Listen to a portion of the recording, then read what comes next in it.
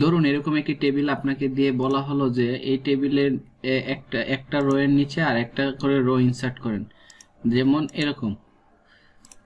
এখন আপনি কি একটা একটা করে ইনসার্ট করবেন? অবশ্যই না।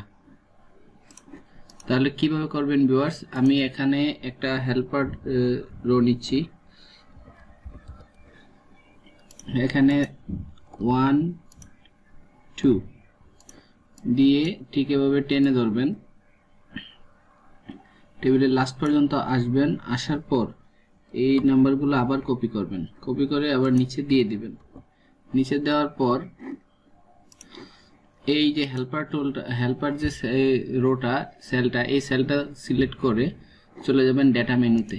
ডেটা মেনুতে গিয়ে এই যে শর্ট দেয়া আছে, শর্ট থেকে A to Z করে দিবেন। দেখুন ভিউয়ার্স, ম্যাজিকের মতো একটার পর একটা ইনসার্ট হয়ে গেল। তারপর এই রোটি, এই যে হেল্পার রোটি ডিলিট করে দিবেন।